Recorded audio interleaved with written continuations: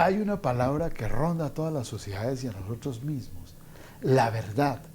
¿Qué es la verdad? Pero yo además alguna vez leía a un escritor argentino, Ernesto Sábato, hablando sobre la inconveniencia de decir totalmente la verdad.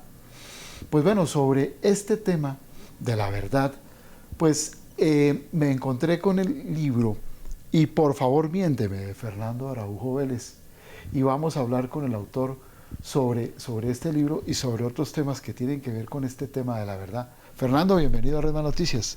Gabriel, muchas gracias a todos y nada, pues acá estamos a la orden. Fernando, ¿usted por qué escribe este libro? ¿Qué lo motiva a escribir este libro? Yo creo que uno de alguna manera empieza a escribir un libro casi desde que nace, la verdad. Yo sé que suena exagerado, pero es más o menos así porque uno empieza a rondarle una cantidad de imágenes, de preguntas, de frases que lo van marcando. Por ahí una vez leyendo una novela maravillosa de un japonés que se llamaba Yukio Mishima, la novela se llamaba Confesiones de una máscara.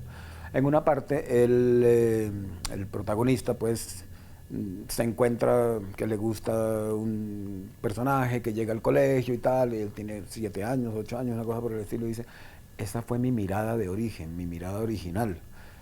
Yo me emocioné mucho porque a mí me emocionan las frases y estos conceptos, sobre todo porque estaba buscando siempre como la mirada original. Claro, la mirada de origen, siempre hay una mirada de origen de todo lo que somos, pero no nos damos cuenta y no la buscamos además. Y muchas veces no la encontramos cuando queremos buscarla.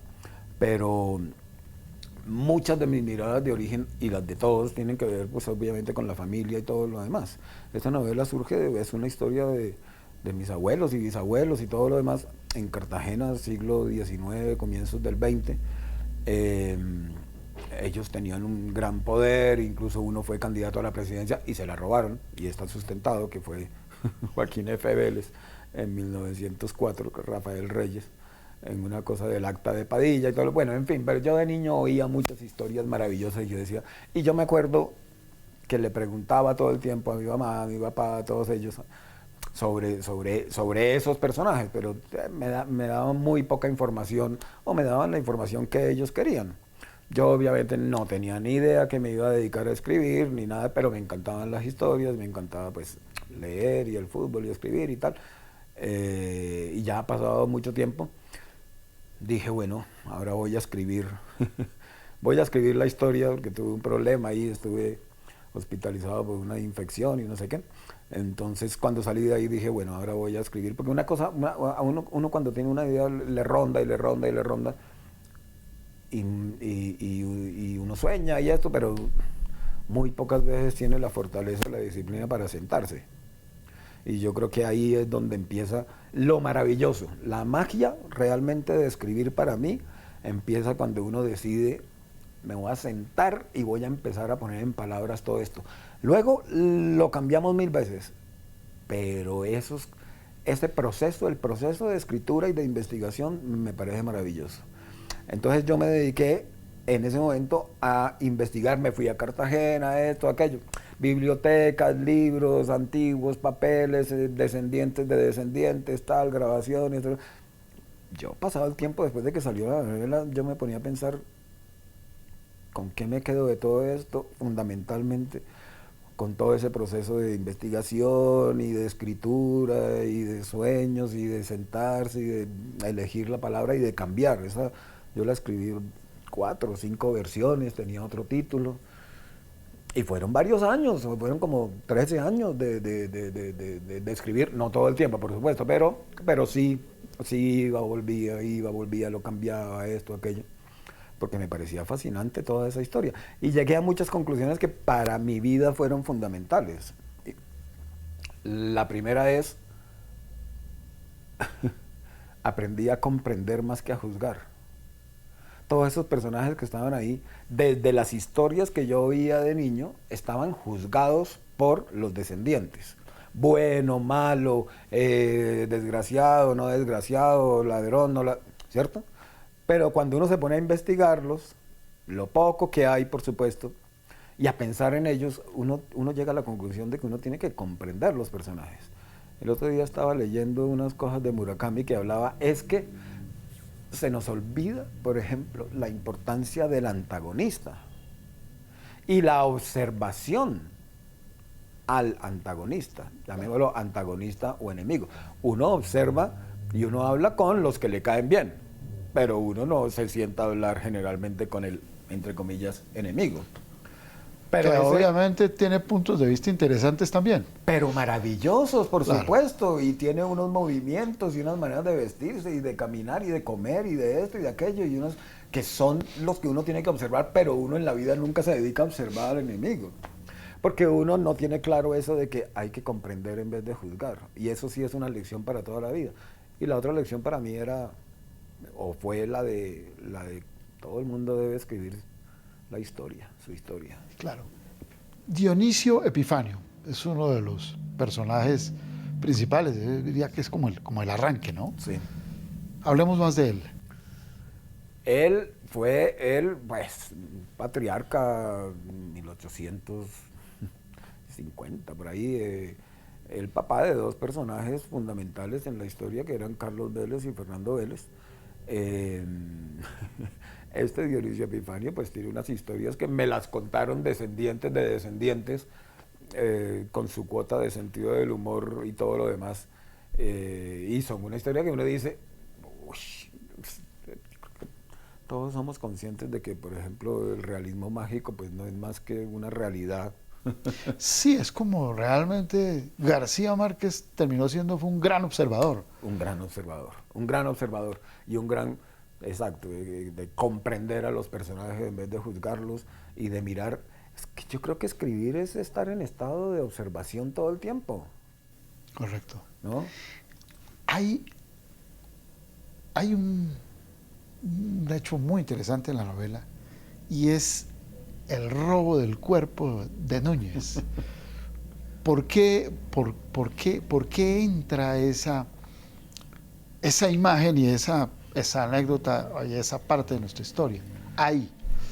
Bueno, todas estas son cuestiones, como le dije antes, que me las cuentan los sobrevivientes, o sea, los herederos de los herederos de los herederos de todos estos personajes, y pues obviamente son fascinantes todas. En determinado momento, Guerra de los 1000 días, obviamente pues el país estaba en llamas. Parte del país, en Cartagena no era que estuviera tan en llamas, pero bueno, podía darse la posibilidad de que algo ocurriera. Entonces Soledad Román, la esposa de Rafael Núñez, ¿no?, va donde Carlos Vélez, que es el hijo de don Dionisio Epifanio, y Carlos Vélez era prácticamente el dueño de Cartagena. O sea, incluso hay una calle en Cartagena de los Vélez de Anís. Él tenía un ingenio de azúcar que era una ciudad.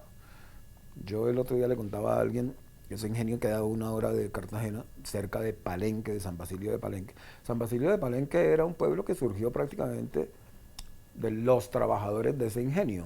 Todos iban a trabajar al ingenio. El ingenio era tan grande que tenía hospital y tenía hotel y tenía tren y tenía una cantidad de cuestiones y producía todo el azúcar del mundo. Y los que sabían de azúcar eran los cubanos. Entonces, estos señores Vélez, para construir ese ingenio, importaron, por llamarlo así, muchos ingenieros cubanos y muchos trabajadores cubanos que les ayudaran con el ingenio. De hecho, casi todo el pensamiento de la revolución de Fidel estuvo en la zafra.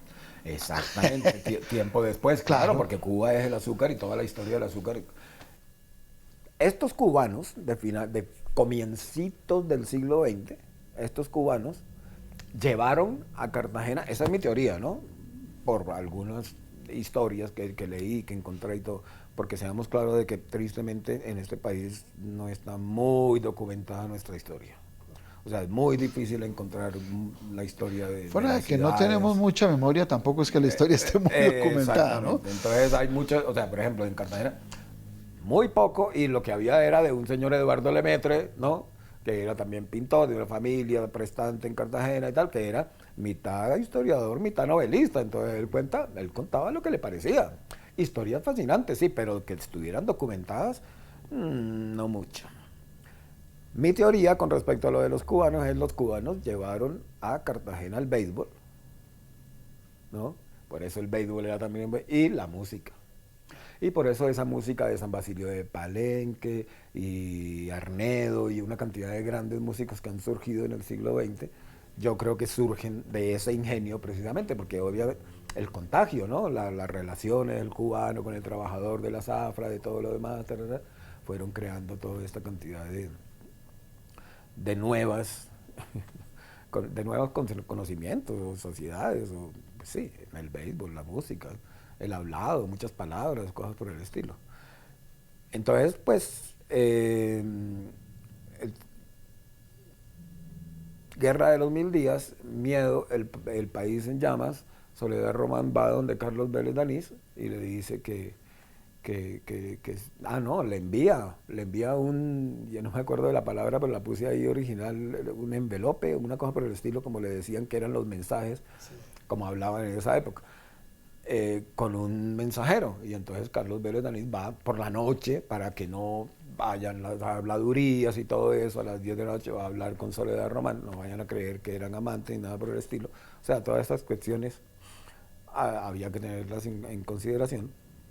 Y le pide que trasladen el cadáver de Rafael Núñez porque ella cree que es posible que la turba enloquecida se lo va a llevar. Claro, y hay que tener en cuenta ahí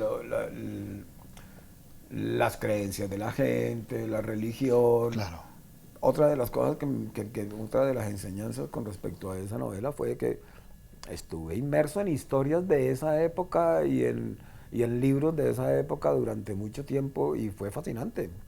Porque para escribir, o sea, yo voy a escribir un libro sobre el comienzo del siglo XX, pues obviamente tengo que estar muy empapado.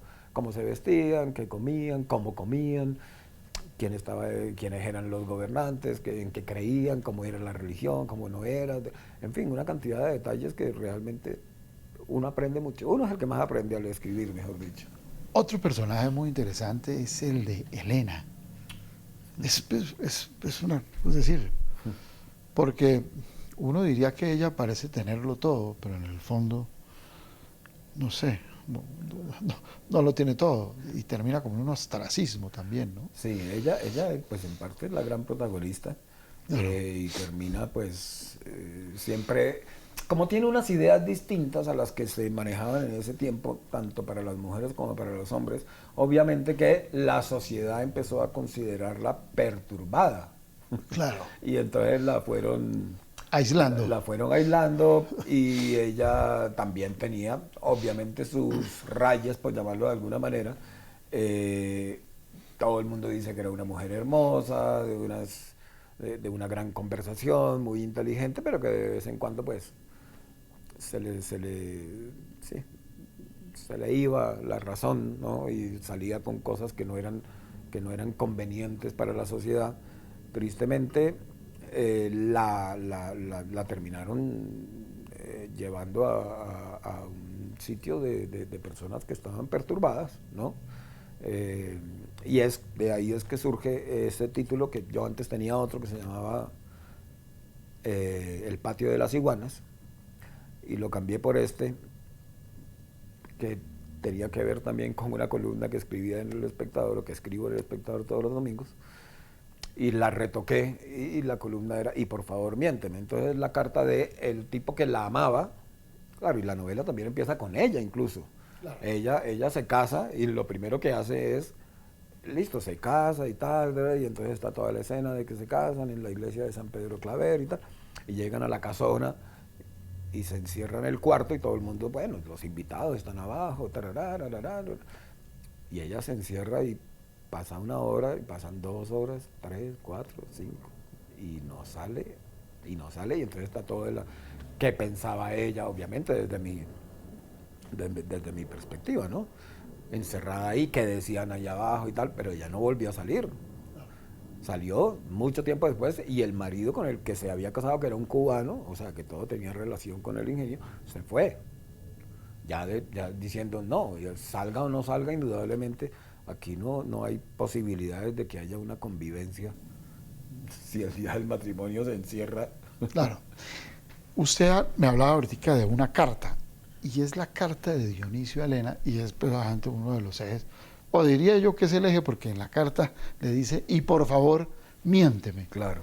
la carta. Y que tiene que ver con lo que usted decía muy sensatamente al comienzo de la verdad y de todo, y de la verdad y la no tan verdad y la Claro. mentira. Y es, hay a propósito un ensayo muy lindo de Oscar Wilde sobre la mentira que se llama, bueno, no me acuerdo el nombre del ensayo, después me acordaré, pero, pero habla, pues él se inventaba unos interlocutores que eran él mismo, hablaban sobre la mentira, llegaba a la conclusión de que la mentira es arte, ¿no?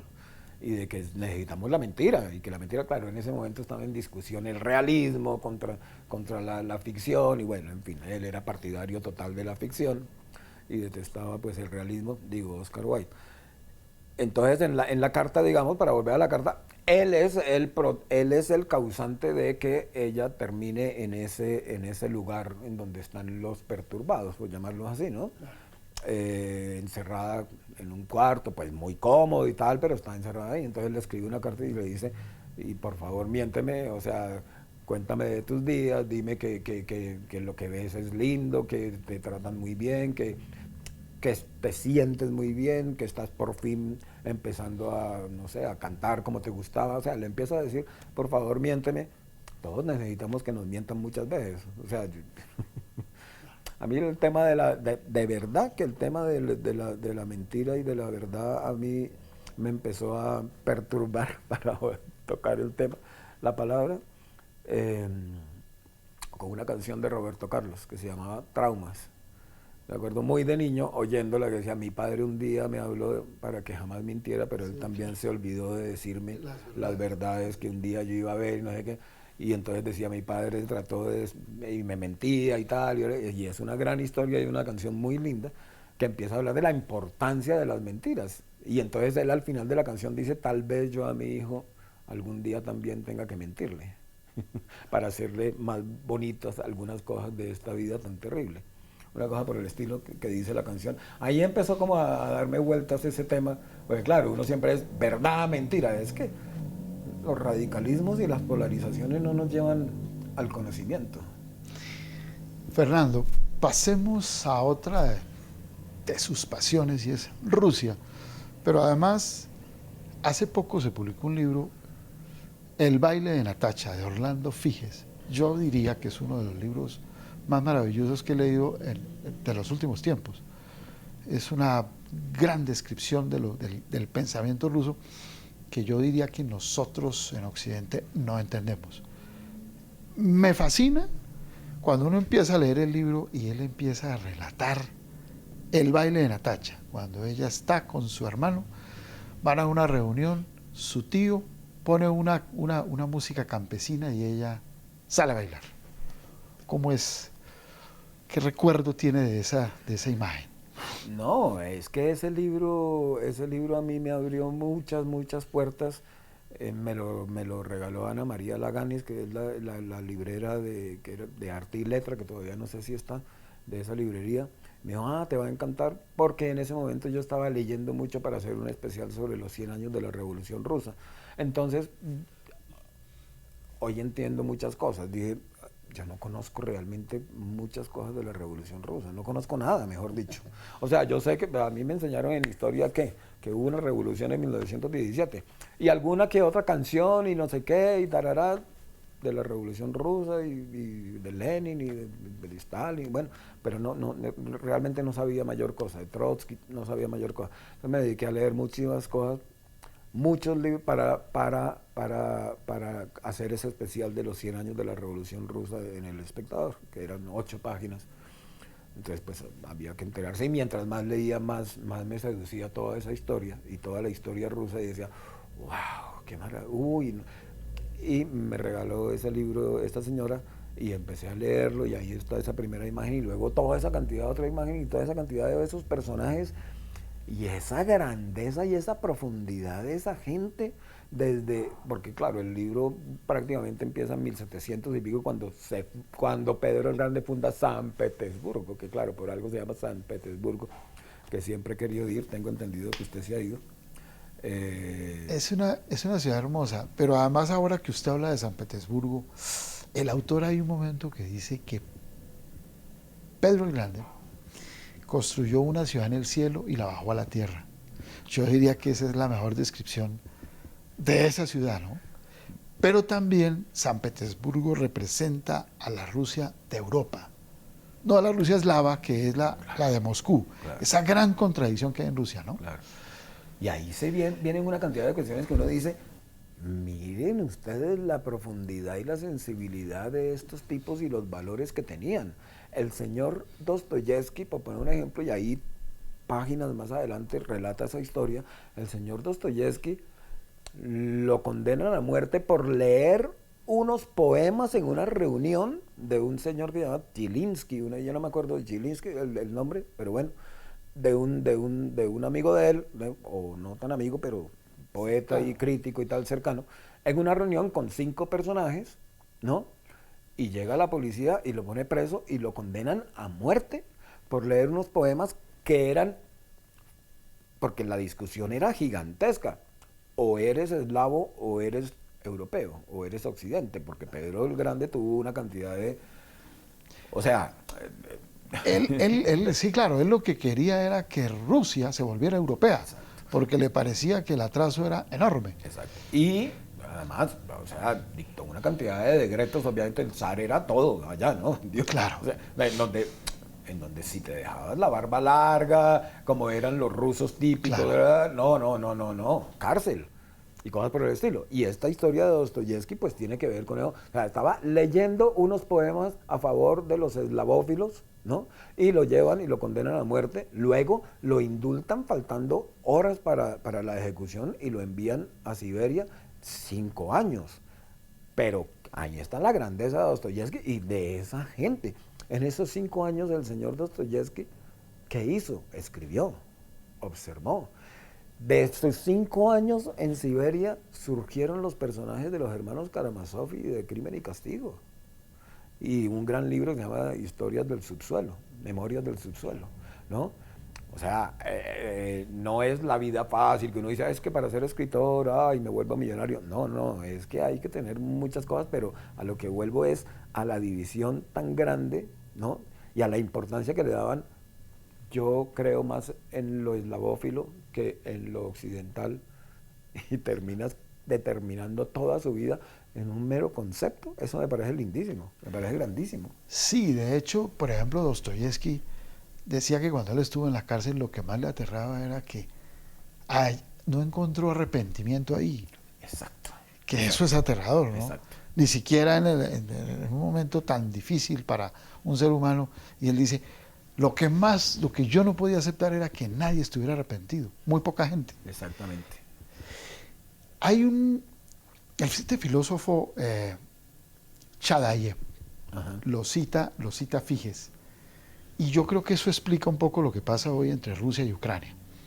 Pero voy a leer la cita y dice, esos complejos sentimientos de inseguridad, envidia y resentimiento respecto de Europa siguen definiendo la conciencia nacional rusa todavía hoy. Wow. Y es muy cierto, ¿no? Es muy cierto. De alguna manera explica, porque uno escucha que puede haber un acercamiento entre Rusia y Ucrania. Y yo creo que al leer esto, yo lo veo cada vez es más distante.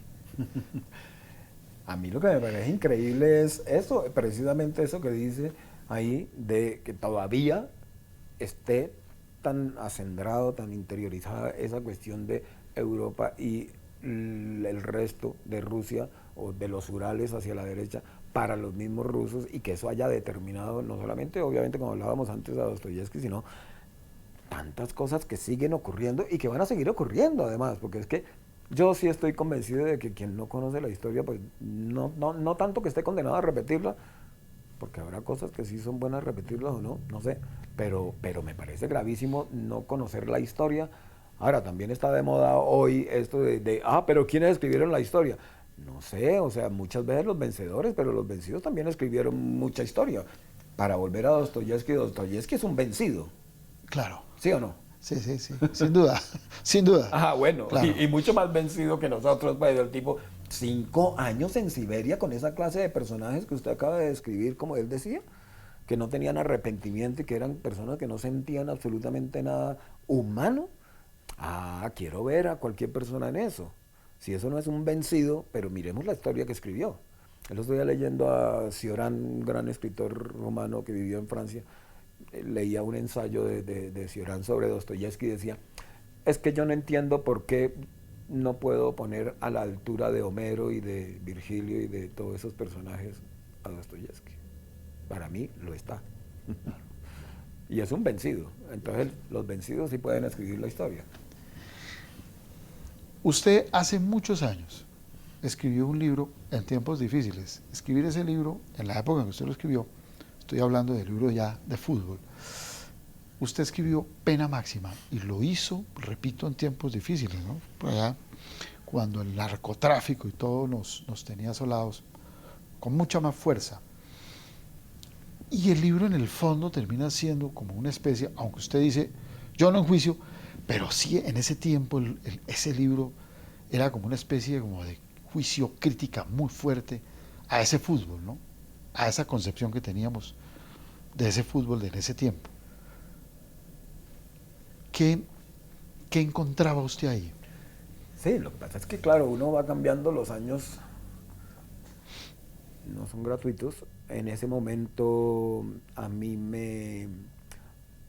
no sé, me acuchillaron una gran verdad y una gran pasión que tenía, que era el fútbol. Lo sigo teniendo, pero obviamente ya con muchos peros. Y me di cuenta de primera mano porque trabajaba en medios, en la prensa primero, y luego en Cromos, en otra Cromos obviamente que la de ahora.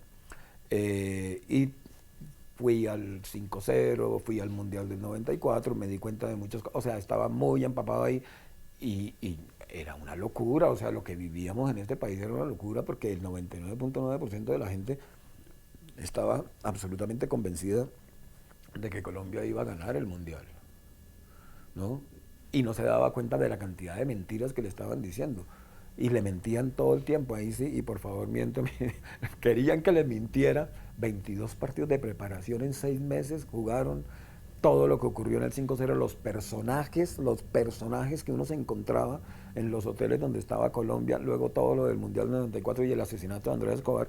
Y cuando asesinan a Andrés Escobar, a mí el otro día alguien me preguntaba sobre, ¿por qué te dio por escribir ese libro? Porque realmente, después de que se publicó en el año 95, muchas veces, y llegan de afuera a entrevistarlo a uno por el libro, porque están haciendo un trabajo sobre Colombia y el narcotráfico, el fútbol y el narcotráfico y tal, y siempre terminan viniendo o llegando al libro y hablan conmigo, no sé qué. Yo le decía a esta persona, yo nunca creía que yo pudiera escribir un libro. Para mí el libro era una cosa tan sagrada por allá, tan importante, pero en ese momento fue tanta la rabia por todo lo que viví, todo lo que vi.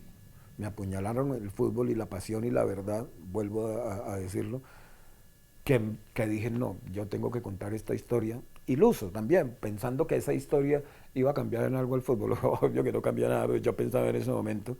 Y obvio que fue una bomba gigantesca. ¿Por qué? Porque fue el primer libro que destapó todas las relaciones del narcotráfico y del periodismo con el fútbol. Entonces, pues sí, yo me acuerdo que eso eran entrevistas por todos lados, salían cosas en el Tiempo, editoriales, en El Espectador, o sea, en todas partes la gente tenía que ver, y tengo entendido, además, se contaron 1000 cosas que uno no sabe si serán ciertas o no, pero lo cierto es que del tiraje que se sacó en ese entonces, eso desapareció en 5 días. Pero yo diría que usted en ese libro contó, digamos, yo lo que creo es que yo creo que mucha gente sabía lo que pasaba, pero Claro. el problema era que no se atrevían a decirlo. Claro. Y yo creo que usted lo que hizo, digamos, la gran virtud fue decir, pero digámoslo y digámoslo ya, pese a el entorno y los peligros, porque no era fácil decirlo en ese tiempo. Claro, claro, y hubo muchas consecuencias, más o menos, o sea, por fortuna no pasó nada grave, pero sí hubo más o menos persecuciones, muchas cosas con periodistas tenaces, insultos. eh, Edgar Perea se dedicó a insultarme durante un mes seguido en su programa, por poner un ejemplo. Y muchos otros personajes, o sea, que estaban involucrados dentro del fútbol y todo el mundo lo sabía, sí, pero nadie lo decía. Claro, es que esto es absurdo. Muchos años después, 95, 2005, 20 y pico de años después, me llaman de Planeta nuevamente para que escriba un libro sobre Bedoya, por ejemplo, ¿no? Y yo me quedaba pensando y yo decía, esto es como una película de esas en donde llaman al abogado que lleva 20 años sin ejercer, ¿no? Para que defienda yo no sé quién y el tipo está con el mismo vestido de 20 años y medio alcohólico. Pues listo, o sea, eso para mí habla más de lo que ocurre en la realidad del fútbol colombiano, hoy también, no nos digamos mentiras. No me digan que 20 y pico años después solamente hay una persona, cuando hoy hay muchos más periodistas deportivos y muchos más programas de fútbol y de deportes y medios de comunicación y todo lo demás, y solamente hay una persona que diga las cosas. Y todo el mundo la sabe, o sea, eso dice mucho de este país. Y para hacer la investigación de ese último libro fue tenaz, obviamente, la primera también, por supuesto. Ese último libro es el que usted dice, no era fútbol, era fraude. Exactamente. Y ahí entramos en todo esto del FIFA Gate, sí, y obviamente de Bedoya, de Luis Bedoya, el presidente de la federación, que también terminó involucrado en ese escándalo. Claro. Y fue muy difícil porque Bedoya, mientras fue presidente de la federación, por supuesto, era muy vivo. Invitaba a la gente a su finca, invitaba a los periodistas a viajes, y los periodistas, claro, te invito a Buenos Aires 5 días, hotel 5 estrellas para que veas Argentina-Colombia, con plata de la federación. ¿Quién se negaba? Ninguno se negaba. Por eso, cuando yo fui a hacer el libro, fue muy difícil encontrar gente que hablara de Bedoya. Al final, estando, pero a poco de tener que entregar el manuscrito, el primer manuscrito, un personaje me dio una cita, obviamente anónima, a las 2 de la mañana, por allá en un lugar todo oscuro, y yo no sé qué, y me contó hasta las 6 de la mañana todas las cosas, porque era muy amigo de Bedoya y tal, pero era muy, muy difícil porque Bedoya compró a todo el mundo, porque todo el mundo es comprable acá, y el periodismo también. Yo no tengo pruebas, pero yo sé perfectamente que por pena máxima, que fue el primero, pues yo sé que a mí se me cerraron muchas puertas, es obvio. Yo me metí con la familia del fútbol, que es sagrada.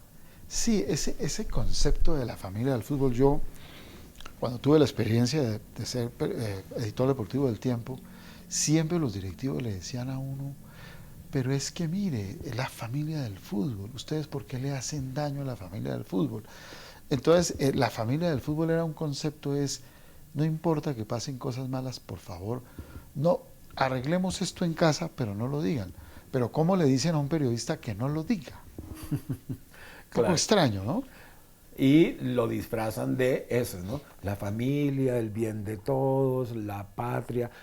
Yo una vez, leyendo una entrevista que publicamos en el periódico de Harrison Ford, en la última frase de la entrevista el tipo decía, porque existe la verdad y la verdadera verdad. Y yo, wow. Claro, existe la verdad cuál es, la patria, el bien de todos, esto, los muchachos que vienen de Buenaventura para jugar, el futuro, la salida de la miseria, y la verdadera verdad, cuídame a mí, porque esto es mi negocio. La verdadera verdad del fútbol es ese, o sea, la plata de todas esas personas. Ahora también hay que tener en cuenta que ellos se adueñaron del fútbol, pero el fútbol colombiano, acá entre nos, y que no es entre nosotros porque son muchas personas las que ven este noticiero por fortuna, digo por fortuna porque me parece un gran noticiero, el fútbol colombiano es una mentira y una trampa y una mafia desde el tiempo del Dorado, y mucho daño le hizo al fútbol históricamente todo lo que vivimos, pero bueno, ese es otro tema, ¿no? Tanto en contagio, en ejemplo, mal contagio. Aquí, por poner un ejemplo, aquí nunca hubo divisiones inferiores. Recién ahora está habiendo divisiones inferiores. ¿Por qué no había divisiones inferiores? Claro, porque el Dorado lo que hacía era comprar por debajo de cuerda además a los mejores jugadores del mundo, o por lo menos de Sudamérica.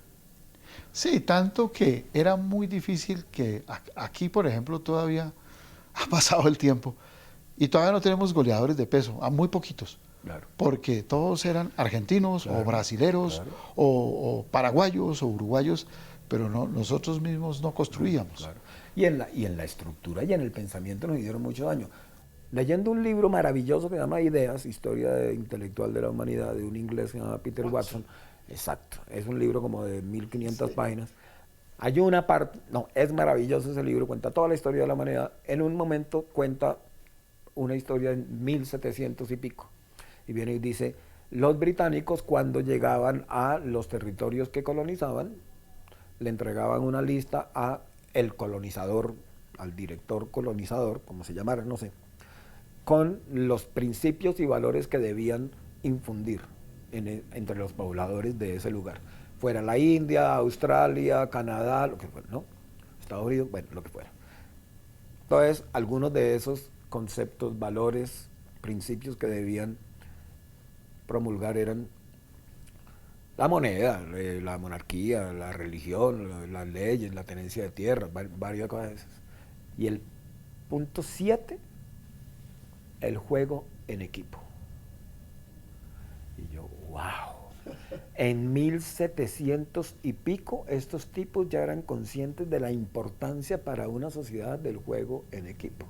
Entonces, brinquemos a los años 1950 en Colombia, a ver si todo lo que ocurrió con El Dorado propició juego en equipo. No. Propició divisiones inferiores. No. Propició solidaridad. No. Propició conocimiento y, no sé, riesgo. No. ¿Por qué? Porque todo lo trajeron hecho. Esta es una discusión que se da en las ligas importantes todo el tiempo. O armo mi equipo con grandes figuras porque tengo la plata, o empiezo a trabajar desde abajo con las figuras, con los niños y los jóvenes. Los grandes equipos trabajan desde abajo. Ah, se demora más. Aquí, ¿cuál equipo trabaja desde abajo? Yo que recuerde solamente el Deportivo Cali en una época, cuando estaba Alex Gorayev.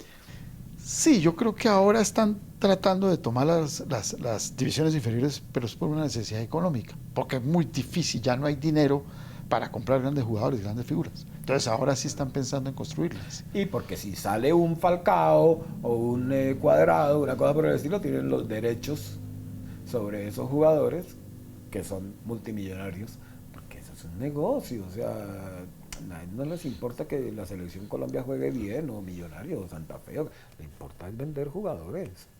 Es que con vender un jugador uno ya está, o sea, venda un jugador, yo no sé, 20 millones de dólares, pues madre, 20 millones de dólares, que le queden 15. No seamos vendedores, es que es mucha plata la que circula alrededor del fútbol. Fernando, usted aparte de escribir, tiene un taller de literatura. Me parece maravilloso porque yo creo que en estos tiempos de velocidad y donde todo parece hecho, los maestros son importantes. Saber orientar a las personas. No, yo digo orientar, no hay que decirles cómo se hace porque cada uno encuentra su voz y su estilo. ¿Cómo es un taller suyo? Lo llamamos club, un club de escritura para que, sí, que no haya no sea una cuestión vertical ni nada por el estilo. Es un aprendizaje mutuo, es de mucha conversación, de lectura, fundamentalmente es motivación, es como decirle a la gente, mire, todo es una cuestión de decisión y de, por supuesto antes, motivación, decisión, voluntad, incluso la observación, esa observación de la que usted hablaba cuando hablábamos de Dostoyevsky y todo lo demás, de observar a esos prisioneros que estaban con él y todo, eso se aprende también. A nosotros yo creo que no nos han enseñado lo fundamental en la vida. Se aprende, eso lo entendí en una película para hacer una investigación de la última novela que hizo, que se llamaba Aunque me muera a la izquierda. Entonces es una película en donde la primera parte sale una fotografía y una voz en off. Entonces la voz en off le dice a un niño, fíjate bien en todo lo que sale en la fotografía. Luego tienes 10 segundos. Cuando pasen los 10 segundos te voy a hacer preguntas. Pasan los 10 segundos y empieza a hacerle preguntas. ¿De qué color eran los tacones de la mujer que está cruzando la calle? ¿De qué color era la cabina telefónica? ¿Qué número era la placa del carro que está en? Le hace 10 preguntas y el niño va contestando. Contesta 8 sobre 10. Y le dice, porque es un señor que hacía parte de Montoneros, un grupo subversivo argentino. Entonces el señor le dice, serías hombre muerto. Tenés que aprender a mirar bien, a observar. No 8 sobre 10, sino 10 sobre 10. Y yo ahí caí en cuenta de, dos cosas. Una, claro, esta gente anda en una paranoia gigantesca por obvias razones. Pero lo más importante, a observar se aprende. Cuando uno escribe, lo que está haciendo es observar. A mí me encanta esta parte de la que hablábamos de, el antagonista. ¿Cómo es el antagonista? O sea, miremos, observemos cómo son las personas. Realmente. Interioricémonos de cada uno de los detalles, de los pormenores, porque después los vamos a escribir, ¿no? Pero obviamente antes de eso viene la motivación. Y también estoy convencido de que esa observación empieza por uno. La mirada original de la que hablábamos, o de la que hablaba Yukio Mishima, de nosotros mismos, quiénes somos. Porque de alguna manera, si nosotros no sabemos quiénes somos, gran parte de lo que digamos va a ser una gran falsedad. ¿No? Conozcámonos para saber qué fue lo que nos llevó a esto y aquello y todo lo demás. Yo digo en todas las sesiones, que son 2 horas a la semana, todo suma. Todo suma. Aquí hablamos de 1000 cosas, escribimos, leemos, oímos canciones, por supuesto. La primera canción que les pongo siempre es My Way, a mi manera, la que cantaba Frank Sinatra y después Rafael y todos ellos. Porque creo que es así, o sea, vivamos a nuestra manera y escribamos a nuestra manera, o sea, esto no es una cuestión de manuales. Y ya estoy absolutamente convencido de eso, además. Pues Fernando, muchas gracias por haber estado en Resma Noticias. No, muchas gracias a usted, Gabriel. Muchas gracias a todos ustedes.